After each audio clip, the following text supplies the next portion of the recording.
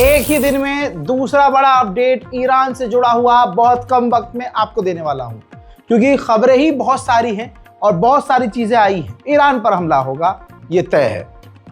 Israel ने clear कर, देखिए अंदर की जो खबरें हैं, जो खुफिया जानकारी आ रही हैं, वो भी यही है कि ईरान पर हमला होगा। और इजराइल भी खुल्लम खुल्ला कह रहा है कि ईरान पर हमला होना तय है।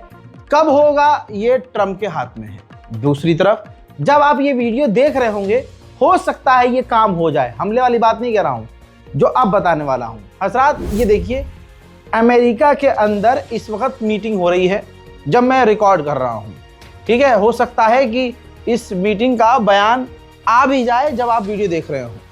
हजरात मामला ये है कि विपक्ष की पार्टी को ट्रंप की सरकार मना रही है कि ईरान पर हमला करने के लिए आप लोग भी राजी हो जाएं। अमेरिका कई बार ऐसी जंग लड़ चुका है और वेनेजुएला वाले मामले में बिना विपक्ष से पूछे हमला कर चुका है, जिसके बाद कांग्रेस और विपक्ष की पार्टी के दूसरे जो नेता हैं वो भड़के हुए थे कि भाई ट्रंप अपने आप हमला कर देता है, देश को खतरे में डाल देते हैं, अगली बार हमसे पूछ के करना, विपक्ष की पार्टी को मना के समझा के अग्री करवा के करना। तो ये वही चल रहा है। अभी डोनाल्ड ट्रंप पूरी ताकत से कोशिश कर रहे हैं और ट्रंप की सरकार विपक्ष की पार्टी को मना रही है कि सारी पार्टियां राजी हो जाएं और ईरान पर हमला कर दिया जाए। हजरात जहां मीटिंग हो रही है वहां अमेरिकी सेनेटर ने यह कह दिया पब्लिक के सामने, मीडिया में, कि बहुत सीरियस मामला है ईरान पर हमला, ये बहुत सीरियस मैटर है। तो ट्रंप प्रशासन को अमेरिका की जनता के सामने ये पूरा मामला रखना होगा। This is serious and the administration has to make its case to the American people. What did you hear? This is serious and the administration has to make its case to the American people. What did you hear? हजरात doomsday plane America का ये एक ऐसा जासूसी जहाज है जिसके अंदर राष्ट्रपति, डिफेंस मिनिस्टर बैठकर उड़ते उड़ते अपनी फौज को कमांड दे सकते हैं और हमला करवा सकते हैं।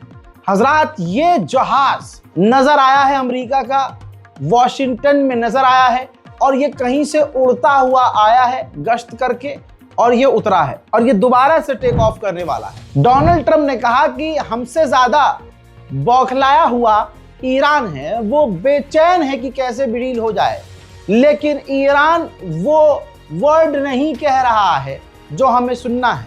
ईरान साफ साफ लफ्जों में नहीं कह रहा है कि वो परमाणु नहीं बनाएगा, वो यूरेनियम बेच देगा या वो परमाणु अपने क्षेत्रों को बंद कर देगा। डील हम भी चाहते हैं और ईरान भी चाहता है और ईरान ज्यादा चाहता है, लेकिन ईरान अपनी साइड से क्लियर नहीं है। इजराइल की फौज अपनी गवर्नमेंट से मांग कर रही है कि बिलियंस ऑफ डॉलर की हमें जरूरत है। आप देखिए कि हमें ईरान से लड़ना है और हमें ईरान से लड़ने के लिए अपना बजट बढ़ाना पड़ेगा। हजरात ईरान ने अपना लेबनान के लिए एम्बेसडर बदल दिया है।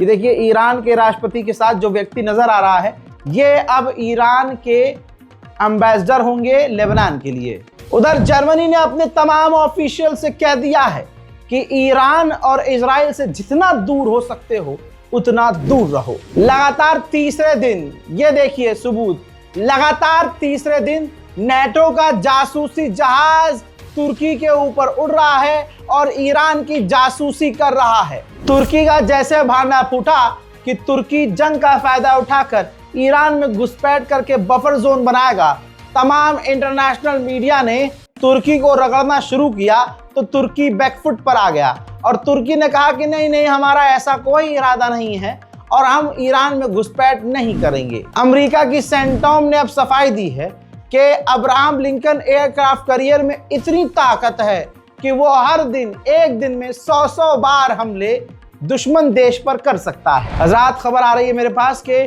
IRGC भी शांत नहीं है। बॉर्डर के इलाकों में IRGC खतरनाक ड्रिल शुरू कर चुकी है। उधर नेतन्याहू की एक वीडियो आई है जिसके अंदर नेतन्याहू ने ईरान को धमकाया है और दुनिया को बताया कि हमने ईरान को सीधी साधी लैंग्वेज में धमकी दी है कि अगर ईरान ने इजराइल पर हमला किया तो हम जवाबी कार्रवाई ऐसे करेंगे कि ईरान हमेशा के लिए याद रखेगा। इजराइल के ऑफिशियल ने फिर से किया है कंफर्म कि डोनाल्ड ट्रंप ने अपनी फौज को ईरान पर हमला करने का आदेश दे दिया है लेकिन वो हमला कब होगा ये कंफर्म नहीं है। ईरानियन गवर्नमेंट ऑफिशियल ने कहा है कि ईरान के प्रदर्शनकारियों को, स्टूडेंट्स को प्रदर्शन करने का अधिकार है, लेकिन कुछ रेड लाइन है, कुछ नियम भी हैं, वो क्रॉस रेड लाइन नहीं होनी चाहिए। و طبیعتاً حق به اعتراض داره. دانشجو زخمی رو بر دل داره و زخمی رو دیده که طبیعتاً از اون میتونه عصبانی بشه، ولی باید بدونیم که خط قرمزها رو باید همه ما درک کنیم.